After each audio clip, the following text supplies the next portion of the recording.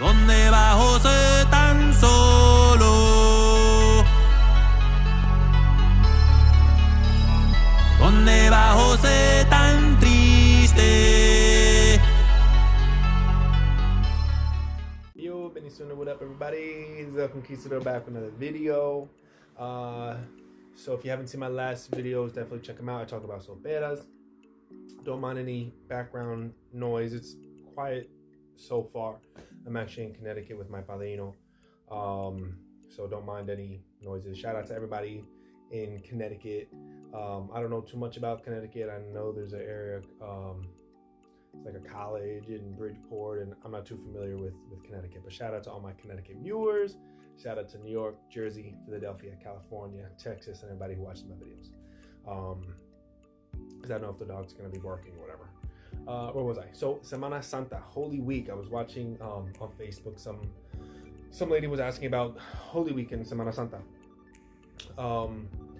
If you haven't seen my video on it, definitely check it out. It's an older video, and I would definitely link it in this one. I would, but I don't have access to my computer because I left my computer back at the crib, and I'm in Connecticut right now, so I can't. So just scroll down in my older videos. I already talked about this.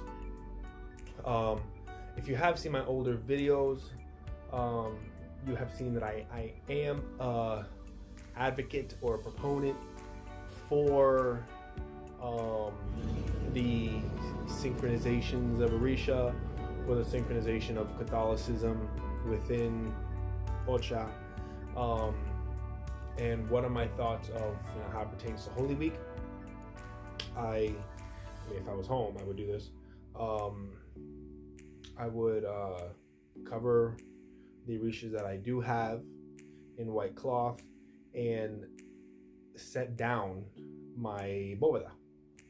Setting down one's boveda consists of emptying out the waters, flipping the glasses, and having like no misas, nothing that has to do with no birthing Orishas, no praying to the Orisha, covering them in a white cloth, setting down your boveda, and just leaving your Orishas alone, leaving your boveda alone.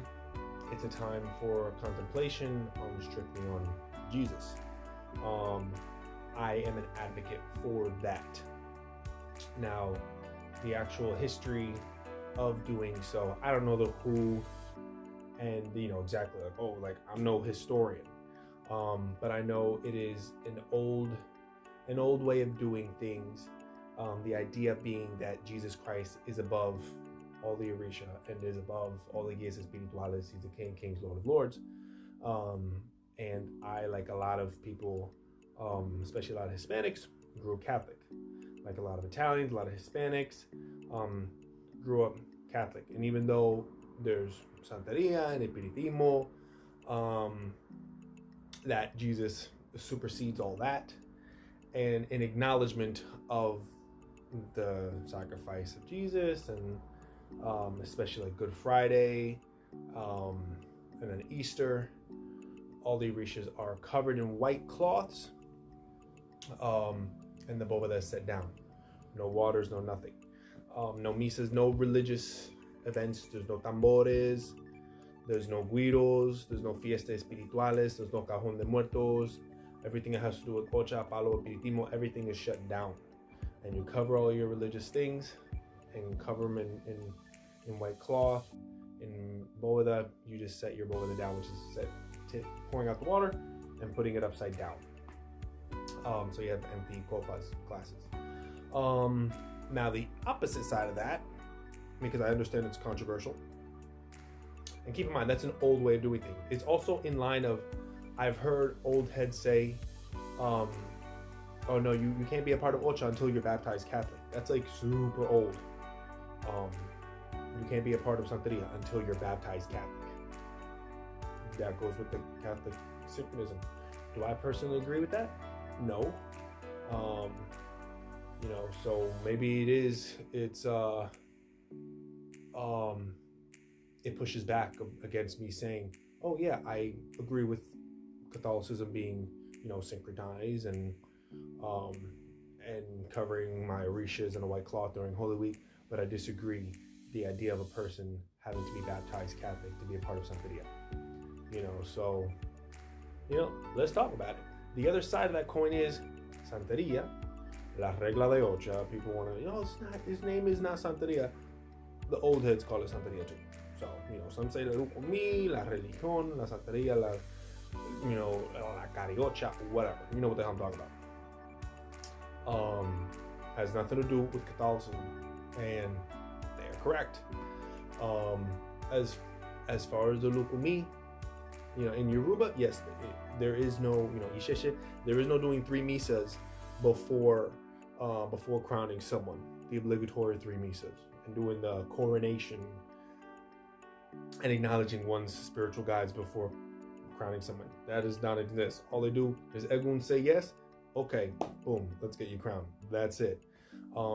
There are no Our Fathers. There are no Catholic synchronizations. What goes on in the Catholic faith of Holy Week has nothing to do with Orisha, so why even equate the two?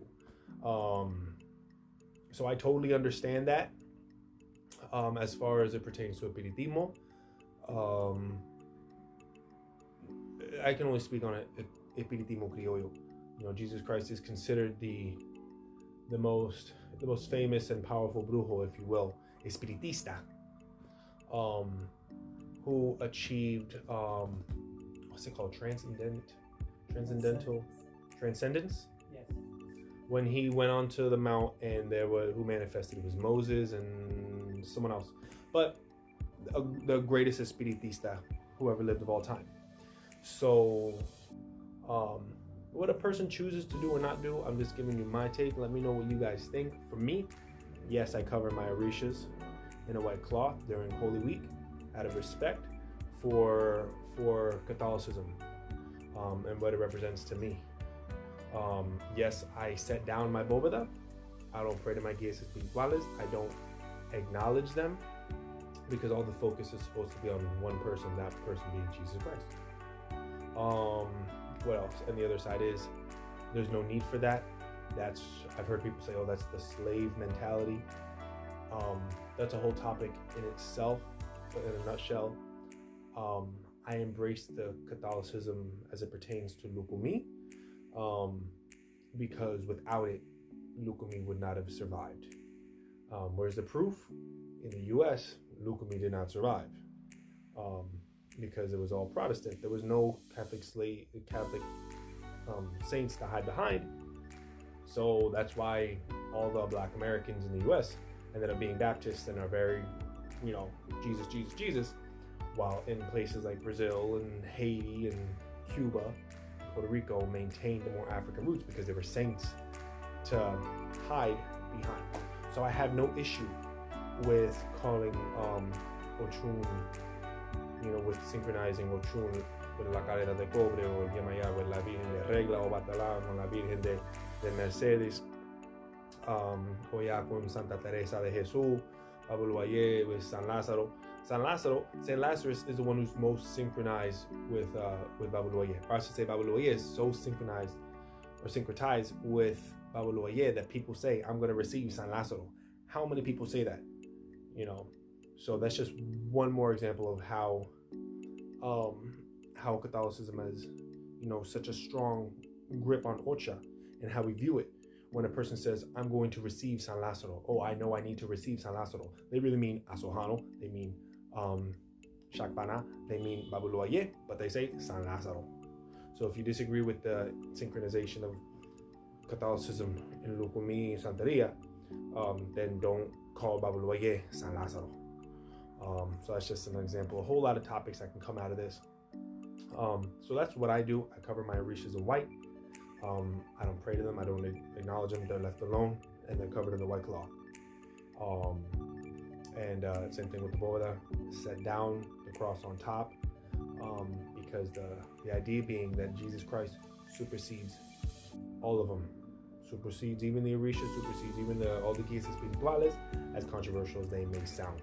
So let me know what you guys think. Do you agree? Do you disagree? Let's talk about it. Is it horrible?